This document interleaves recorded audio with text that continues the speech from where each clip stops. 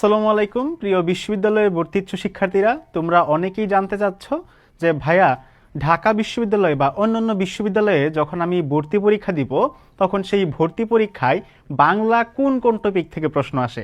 তাহলে আমি আজকে তোমাদের দেখাবো যে বিশ্ববিদ্যালয় ভর্তি পরীক্ষায় বাংলা কোন কোন টপিক থেকে প্রশ্ন আসছে। দেখো, তোমার বিশ্ববিদ্যালয়ে ভর্তি জার্নিতে তোমার আগেই জানা উচিত যে কোন কোন টপিকগুলো তুমি পড়বা না। ঠিক আছে, মানে পড়ার তো অনেক কিছুই আছে। তুমি যদি আগে আইডেন্টিফাই করে ফেলতে পারো যে এই জিনিসগুলো আমি পড়বো না, তাহলে তুমি কি কি পড়বা সেটা তুমি একটা ধারণা কিন্তু পেয়ে যাবা। তাহলে আমরা দেখি আমরা বাংলার ক্ষেত্রে কি কি টপিক আমরা কোন কোন বিশ্ববিদ্যালয়ে পড়াশোনা করব। দেখো, প্রথমে আমি এখানে ঢাকা বিশ্ববিদ্যালয়ে রেখেছি। ঢাকা বিশ্ববিদ্যালয়ের ক ইউনিট, বি ইউনিট এবং সি ইউনিট এখানে আছে, অর্থাৎ সায়েন্স, আর্টস, কমার্স আছে। তারপর জবি বি ইউনিট, ডি ইউনিট আছে, জবি এ বি এগুলো আছে, জাবি আছে। ঠিক আছে, তারপর এখানে রাজশাহী বিশ্ববিদ্যালয়, খুলনা বিশ্ববিদ্যালয়, চট্টগ্রাম বিশ্ববিদ্যালয়, অর্থাৎ তুমি ওভারঅল সবগুলা বিশ্ববিদ্যালয়ে কিন্তু একটা ধারণা কিন্তু পেয়ে যাবে। তো ফার্স্টে যদি আমরা ঢাকা বিশ্ববিদ্যালয়ের এটা একটু খেয়াল করি, তাহলে দেখো এখানে গদ্যাংশ থেকে অর্থাৎ গদ্য থেকে কয়টা প্রশ্ন হয়েছে ঢাকা বিশ্ববিদ্যালয়ে? তোমরা দেখো একটা প্রশ্ন হয়। ঠিক আছে, মানে গত বছরের প্রশ্ন অ্যানালাইসিস করলে পদ্ম থেকে আমাদের দুইটা প্রশ্ন হয়েছে। এর আগের বছর আমরা যদি বি ইউনিটটা যদি দেখি, তাহলে বি ইউনিটে গদ্য থেকে দেখো দুইটা প্রশ্ন হয়েছে এবং পদ্ম থেকে চারটা প্রশ্ন হয়েছে।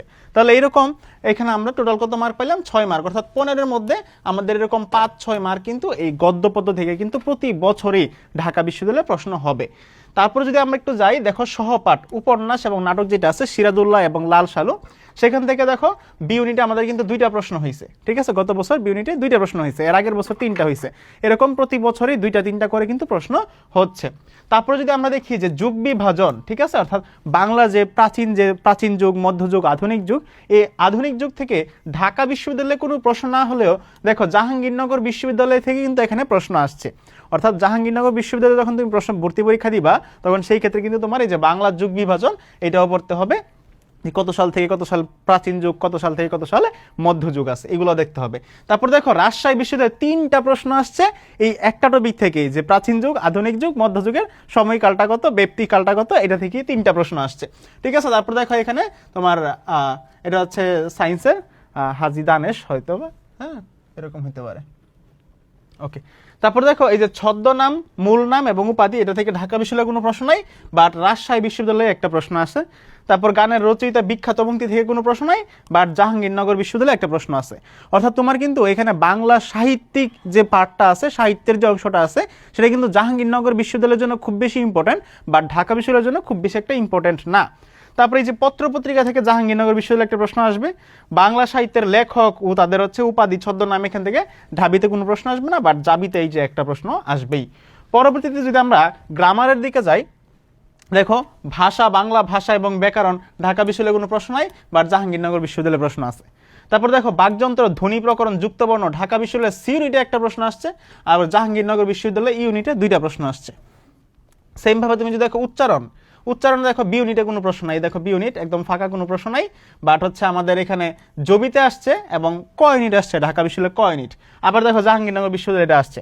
অর্থাৎ তুমি যদি একটু দেখো যে ঢাকা বিশ্ববিদ্যালয়ে যেই প্রশ্নগুলো আসে জাহাঙ্গীরনগর বিশ্ববিদ্যালয়ে সেই প্রশ্নগুলো কম আসে, আবার জাহাঙ্গীরনগর বিশ্ববিদ্যালয়ে যেই প্রশ্নগুলো বেশি আসে ঢাকা বিশ্ববিদ্যালয়ে সেই প্রশ্নগুলো কম আসে। এরকম একটা ধারাবাহিকতা কিন্তু আমরা দেখতে পাচ্ছি। এরপর দেখো সন্ধি, শব্দ এবং পদের গঠন, এখানে দেখো ঢাকা বিশ্ববিদ্যালয় বি ইউনিটে কোনো প্রশ্ন নাই, বাট এ ইউনিট এবং সি ইউনিটের মধ্যে আছে। এটা দিয়ে আবার তোমরা এটা মনে করো না যে যেহেতু এই সন্ধি এবং শব্দ গঠন এবং পদের গঠন, এটা থেকে যেহেতু ঢাকা বিশ্ববিদ্যালয় বি ইউনিটে গত বছর প্রশ্ন আসে নাই, তার মানে মনে হয় 26-27 অর্থাৎ তোমাদের আসবে না, তোমাদের কিন্তু এখান থেকে আসতে পারে, কারণ সন্ধি, শব্দ গঠন এগুলো কিন্তু খুবই গুরুত্বপূর্ণ। সেমভাবে উপসর্গ থেকে একটা প্রশ্ন আসছে। তারপরে এই যে প্রত্যয় দিয়ে বি ইউনিটে কোনো প্রশ্ন নাই। ঠিক আছে, শব্দদ্বিত্ব বা দ্বিরুক্ত শব্দটা থেকেও ঢাকা বিশ্ববিদ্যালয়ে কোনো প্রশ্ন নাই, বাট জাহাঙ্গীরনগর বিশ্ববিদ্যালয় এবং রাজশাহী বিশ্ববিদ্যালয়ে কিন্তু তোমার এই যে প্রশ্নগুলো এখান থেকে আছে। পরবর্তীতে আমরা যদি দেখি যে সমাস দিয়ে শব্দ গঠন, সমাস দেখো ঢাকা বিশ্ববিদ্যালয় বি ইউনিটে গত বছরে কোনো প্রশ্ন আসে নাই। যেহেতু গত বছর আসে নাই, তোমরা যদি ভাবো যে মনে হয় আমাদের সময় আসবে না, তাহলে সেটা কিন্তু ভুল, কারণ তোমাদের সময় কিন্তু এখান থেকে প্রশ্ন আসতে পারে। অর্থাৎ উপসর্গ বা সমাস থেকে যে কোনো একটা প্রশ্ন প্রতি বছরই আসে। এই যে আবার সমাজ থেকে দেখো ক ইউনিট এবং সি ইউনিটে যারা আসো, মানবিক বিভাগের সায়েন্স এবং কমার্স, তাদের কিন্তু প্রশ্ন আসতে পারে। নর বা নারীবাচক থেকে প্রশ্ন নাই, সংখ্যাবাচক থেকে ঢাকা বিশ্ববিদ্যালয়ে কোনো প্রশ্ন নাই, শব্দের শ্রেণী বিভাগ থেকে বি ইউনিটের প্রশ্ন নয়, বাট এ ইউনিটে আছে, অর্থাৎ শব্দটা কোন শ্রেণীর, তৎসম শ্রেণীর নাকি অর্ধতৎসম নাকি তদ্ভব, দেশি বিদেশি, এবং বিদেশির অনেকগুলো ক্যাটাগরি আছে, এগুলা থেকে প্রশ্ন আসতে পারে। বাংলা ভাষার ব্যাকরণিক শব্দ শ্রেণী, এখান থেকে একটা প্রশ্ন আসছে। ব্যাকরণ শব্দ শ্রেণী মানে হচ্ছে পদ, মানে এটা কোন শব্দ বা কোন পদ, বিশেষ্য বিশেষণ সর্বনাম অব্যয় ক্রিয়া কোন পদ। নির্দেশক বচন, এগুলো থেকে ঢাকা বিশ্ববিদ্যালয়ে কোনো প্রশ্ন নাই এবং অন্য বিশ্ববিদ্যালয়ে কোনো প্রশ্ন এখান থেকে নাই। পরবর্তীতে আমরা যদি দেখি ক্রিয়ার কাল, ক্রিয়ার কাল থেকে কোনো প্রশ্ন নাই, বাট রাজশাহী বিশ্ববিদ্যালয়ে একটা প্রশ্ন আছে। চবি খুবিতে দুইটা করে গত বছর প্রশ্ন আসছে।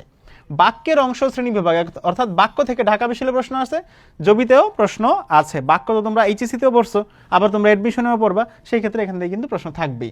কারক বিভক্তি থেকে ঢাকা বিশ্ববিদ্যালয়ে কোনো প্রশ্ন নাই, বাট হচ্ছে জবিতে আছে এবং রাবি চবি এগুলোতে কিন্তু আছে।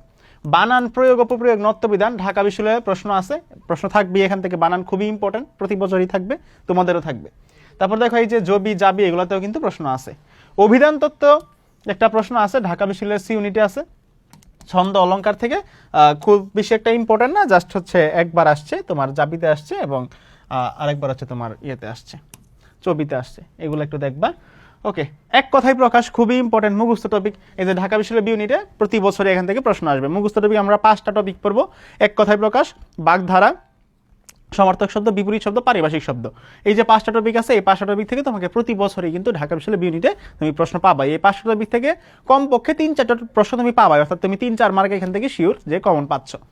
তারপর বাগধারা থেকে দেখো প্রশ্ন নাই, যেহেতু প্রশ্ন নাই তাহলে প্রবাদ প্রবচন থেকে একটা প্রশ্ন আছে। প্রবাদ প্রবচন এবং বাগধারা প্রায় কাছাকাছি জিনিস। সমার্থক শব্দ থেকে প্রশ্ন আছে, ঢাকা বিশ্ববিদ্যালয়ে প্রশ্ন আছে এবং অন্যান্য বিশ্ববিদ্যালয়ে প্রশ্ন আছে। বিপরীত শব্দ থেকে ঢাকা বিশ্ববিদ্যালয়ের পাশাপাশি মাঝে মাঝে অন্যান্য বিশ্ববিদ্যালয়ে দেয়। পারিভাষিক শব্দ থেকে কিন্তু মাস্ট তুমি একটা প্রশ্ন পাবা, এটা মোটামুটি শিওর। তুমি যদি ঢাকা বিশ্ববিদ্যালয় বি ইউনিটে ভর্তি পরীক্ষা শিক্ষার্থী হও, তাহলে পারিভাষিক শব্দ থেকে প্রতি বছরই তুমি একটা প্রশ্ন পাচ্ছ।